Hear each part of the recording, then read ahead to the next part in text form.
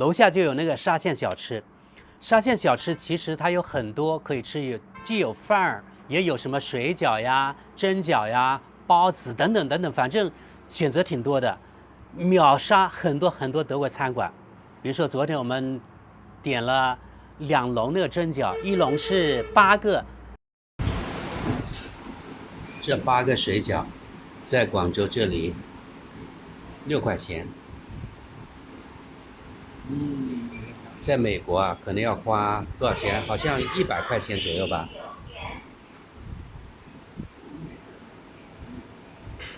Very good 。还有免费的开水呢。这碗是云吞面。北方的朋友听好了，我这碗是水饺。这是在广州，南方的水饺跟北方不一样。南方说一碗水饺，它都是在汤里的啊。这是一份水饺15个，一碗水饺，一碗云吞面，老外吃得津津有味儿。有一次呢，我做了一个视频，说在德国4个水饺是多少钱的，知道吧？60多块人民币，也就是说1个水饺10多块人民币。而这里呢，在广州沙县小吃那里，8个水饺6块人民币，也就是说1个水饺1块钱人民币不到。而在德国1个水饺10多块人民币，所以你看这个价格差特别特别大，好像是13块人民币一碗水饺，15个啊，有一碗大大的汤。我们2个人吃了2笼那个蒸饺，然后呢一份刚才说了馄饨面，然后一碗饺子，总共40块人民币，也就是说5欧元。他吃的才花5欧元之后就觉得呀，怎么那么便宜啊？又是说感叹中国这很便宜。他说啊，假如这样在德国吃的话，我们俩绝对要花50欧元。而这里呢，在沙县小吃那里只花了5欧元，档次一样的啊，都是这种大众的地方，不是说豪华餐馆，在德国不是这样。然后呢，在桂林啊，还有在其他地方，我们这里1碗2两的米粉大概是5块钱到6块钱左右。在德国，如果是这样一碗米粉啊，现在是人民币大概120块钱。而在桂林，同样的米粉，如果加个蛋，可能也就7块钱8块钱。但是在德国，像这样一碗米粉120块钱，这就是巨大的区别。所以人家德国人来到中国，像这种普通的消费，他们就觉得便宜的真的不要钱一样，这是他特别感叹的一点。还有第10点，前几天我跟他还去了一个地方，我们骑着电瓶车，每人骑一架啊，电瓶车到山里去，对吧？就是偶遇一个罗汉果的果农那里，在那个边远的山区，海拔大概800米左右，只有几户人家，那个地方有光纤上网，那里的农民可以上网看电视，看 IP 电视，光纤的啊。然后上面我自己看了，我带了手机啊，有4G，是不是有5G 我不知道，应该没有，因为呢我的手机呢只有4G，还是比较老的，6年了。在中国最边远的一个地方，竟然有4G，还有那个光纤上网，水电，还有这网络通达到中国最边远的一家农户那里。从这点来说，他感到特别特别的惊讶，因为德国是做不到的啊。我相信呢，久居德国的朋友们也有这样的经历，就是说，可能在一个城市当中某个角落，突然可能只有2G 的信号，或者根本就没有信号，因为那个地方呢是盲区，或者在2个城市中间的某个地方没有信号。为什么呢？因为德国电信啊，它是私营公司，也就是说那个地方人少，可能就不会再做一个基站了，因为呢，毕竟人家私人公司是以赚钱为目的，而中国呢这种国企它是有要求的，要求全覆盖，所以呢这就是所谓的中国特色社会主义和资本主义的区别。不管你赚不赚钱，你首先得满足这个大众的要求。所以从这点来说，我特别赞成中国这样的做法。然后呢，第11点也是我的德国朋友总结出来的啊，因为这次呢来到我们老家，我上次呢专门买了2辆这个电瓶车，就想到有朝一日，我的其他朋友外地来的来我的老家玩，然后我们出行的时候，每个人骑电瓶车出行不是特别方便吗？对吧？所以这次我的德国朋友来，他特别喜欢骑电瓶车出去啊出行，他就觉得太棒了，那种感觉真的是，他说无法用言语来形容，因为在德国这种电瓶车几乎没有，真的是几乎没有，有但是非常少，而且特别贵。像我买的，我花了2000，应该是2500块钱，因为我5000块钱呢买了2辆，我是用以旧换新，那个旧的已经旧的像废铁一样了，但是呢还，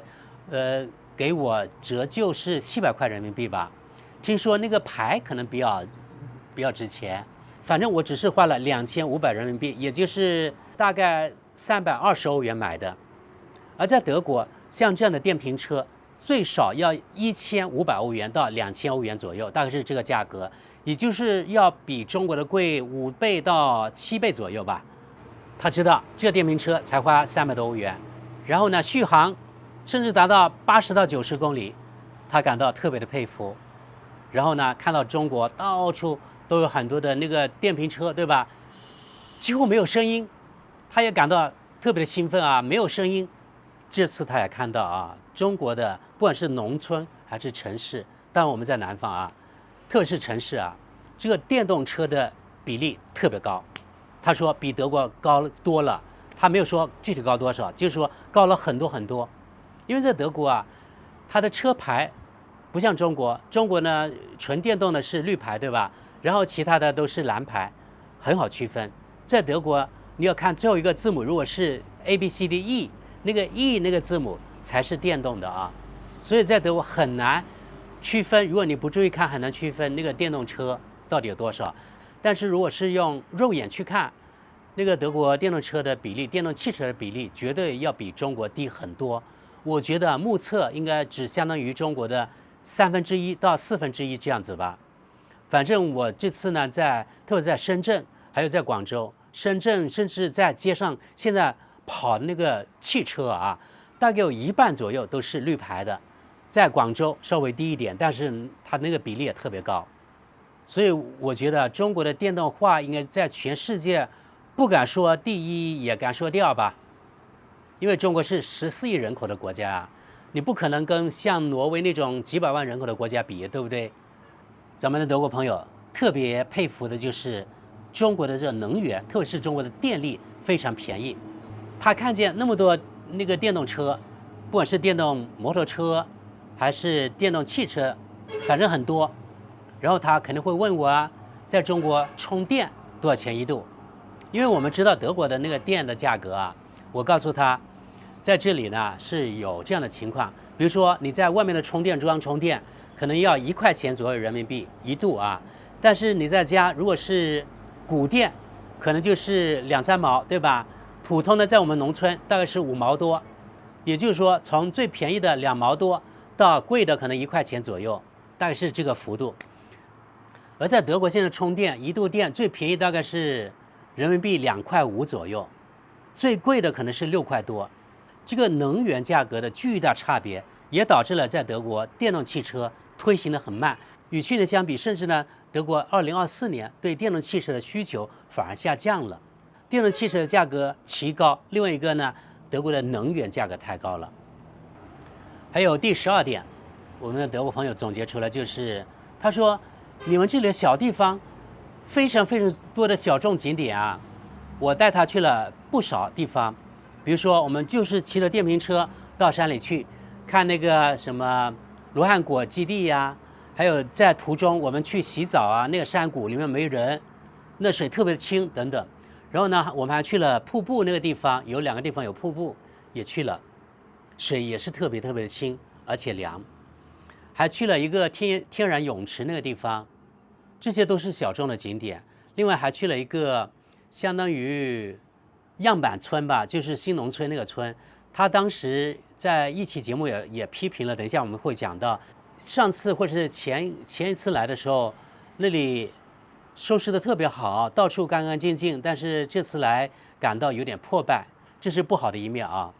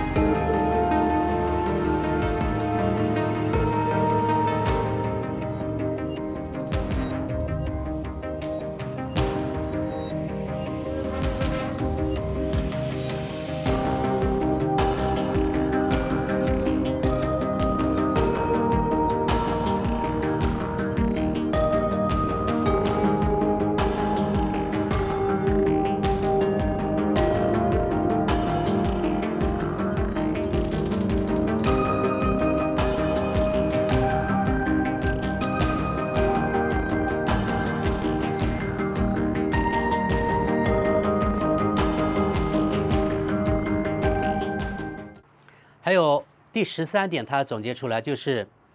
农村吃的东西特别新鲜，而且很多食材是取自自然的。因为他是观察我们家的生活方式啊，特别是我大哥家，每天早上我们要打油茶，油茶的食材有生姜、茶叶，对吧？还有水都是我们自己当地的。然后呢，我们自己做那个糕点，我们这里本地叫粑粑。还有我们早上也吃，跟油茶一起吃的玉米棒子，也是我哥我嫂自己种出来的。所以很多东西呢是取自我们这里的大自然，就地取材。他就觉得我们这里的生活方式啊特别环保，特别健康。我带他去看了我们这里的菜园呀、自留地等等，他也感到特别新鲜。我告诉他，我们这里的很多农民啊自己种菜，像这种菜是不用花钱去买的，在德国动不动就要花1公斤好几欧元，而在这里呢就是自己种出来就可以了。所以最后呢，他也理解了，他说我知道，你们这里的收入，比如说，我就告诉他了。因为做节目吧，他也看我的节目，他知道，比如说请人稻田里面插秧，一天我们这里人工是100块钱，因为不用什么技术吧，所以呢人工费特别便宜，折合欧元就是10多欧元，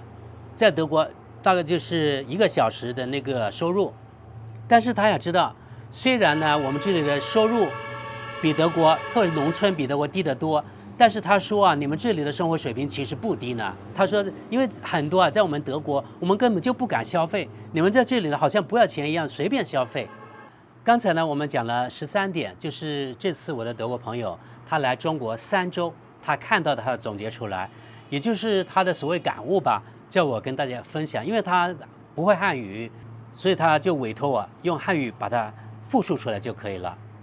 但是呢，他也提到几点不足的地方，他发现，第一点，也在一期当中说过，就是在中国他看到，特别是小地方，他说交通太混乱了，好像没有交通规则一样。这点我听到之后也感到有点脸红啊。可以非常肯定告诉大家，即使在国外一些穷国，就是那里的交通状况要比我们中国更守秩序。就是我们中国人很多呢喜欢抢道、抢先行权，不礼让别人。这是有一说一啊，而且这里电瓶车非常非常多，他说其实也非常危险，因为不讲规则的人太多了，突然就往左了，不打转向灯，突然就往右了，也不打转向灯，或者那个转向灯忘记关了，你都不知道他是不是真的要转弯。还有他说啊，在中国好像斑马线不存在一样，因为他看见很多地方虽然画出了斑马线，但是几乎没有汽车停下来的。当然，这次我们只是在工程啊，还有像我们这种农村的小地方，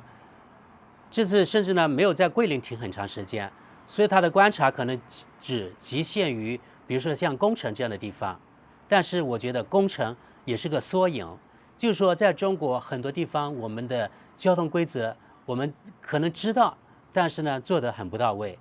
就是大家我觉得还是比较自私吧。反正大家听到啊，就是有则改之，无则加勉。还有第2点，他比较诟病的地方就是，特别的看到我们广西啊，还有广东那个沿着贵广高铁一路，看见他说你们这里的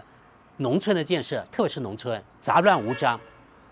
特别是像我们广西，你看我们工程这里很多，他说你看那个墙外像这样裸露的砖都不粉刷。我说我们这里没办法，因为人没有那么多钱嘛。他说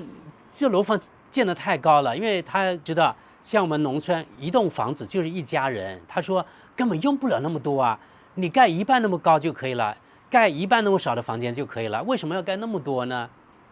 我只能跟他解释了，我说在我们南方，因为春天很潮湿，所以呢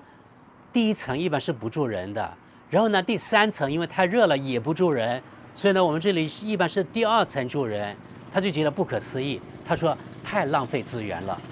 所以他比较诟病就是我们这里特别是农村的房子，我们广西农村啊，杂乱无章，没有美感。我觉得他说的很有道理啊，确实啊，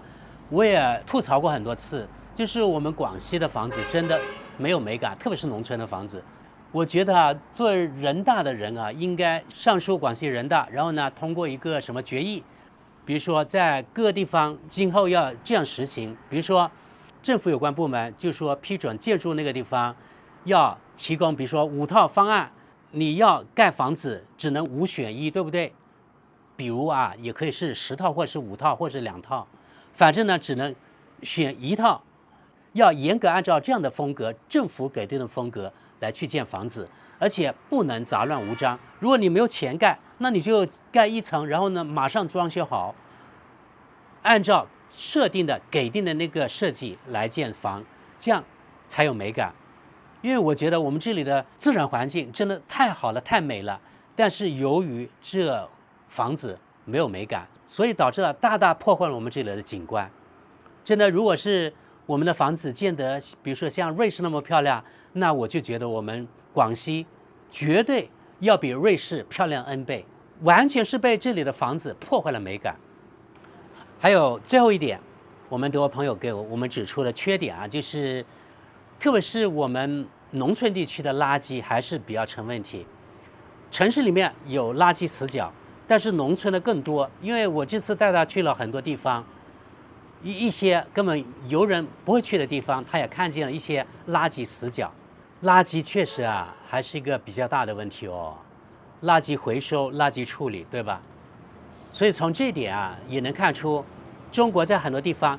虽然远远已经超过或者赶上了发达国家，但是又在很多的地方又不及发达国家。比如说像中国农村，它的发展水平还有它的垃圾处理问题，就远远赶不上德国。好，最后告诉大家，我们的德国朋友阿福，他今天早上安全回到了德国，也就是中国时间下午2点钟左右，德国时间早上6点左右，他安全到了德国了。他说啊，德国现在科隆那个地方特别冷，他说的冷，我刚才看了一下天气预报，是5到14度，真的是比较冷。然后呢，我就截个图给他，我说工程现在是25到34度。好的，朋友们，那今天咱们的节目就到这里，非常感谢大家，我们下期见。